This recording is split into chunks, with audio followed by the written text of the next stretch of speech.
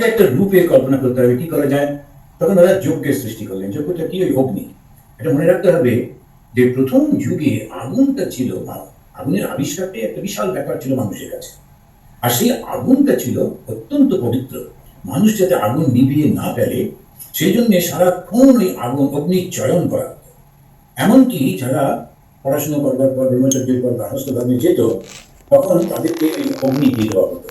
বিয়ের সময় যখন সেই অগ্নি, আজ স্বামী স্ত্রী দুজনে মিলে যে অগ্নিতে আহুতি দিয়ে পরস্পরকে স্বামী স্ত্রী হিসেবে গ্রহণ করতেন, ওই আগুনটা তারা বাড়িতে একটা জায়গায় খুব সুন্দর করে রেখে দিতেন। আমরা যেমন ঠাকুর ঘর আজকাল প্রত্যেকটা বাড়িতে ঠাকুর ঘর রয়েছে, তেমনি ভাবে ওরা যজ্ঞশালা থাকতো, আগুনটা থাকতো, সুন্দর করে ঘেরা থাকতো, উপরে ঢাকা দেওয়া, যাতে কখনো নিভে না যায়।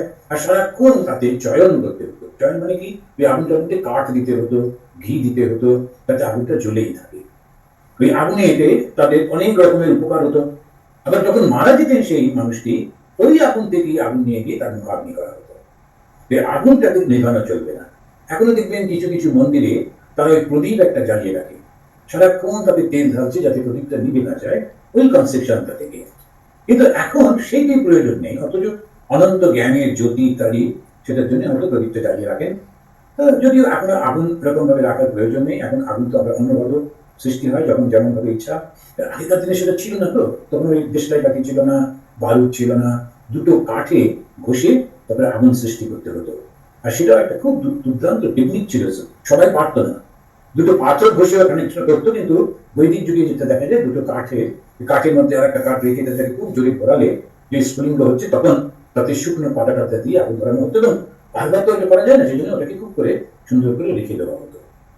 তাদের যজ্ঞ করছে, যজ্ঞ মানে কি? আহুতি দিচ্ছেন কার জন্য? মানুষের কল্যাণের জন্য। এবং কল্পনা করছেন ওই আগুনের শিখা যেটা উপরের দিকে চলে যাচ্ছে, ও যেন সেইটি বহন করে আমার প্রার্থনাটা, আমি তাকে ফল দিলাম, মিষ্টি দিলাম, কিংবা হোমের জন্য ঘি দিলাম, আহুতি দিই, মানে তাকে সমর্পণ করছি, সেইটা নিয়ে আকাশে দিয়ে ভগবানের কাছে পৌঁছে দিচ্ছে। এ কল্পনা এখনো করা হচ্ছে। ওইটি তখন কর্ম হলো। যখনই আমরা কর্ম করছি, সেই কর্মটা আমাদের এইভাবেতেই এই কর্মটা হচ্ছে।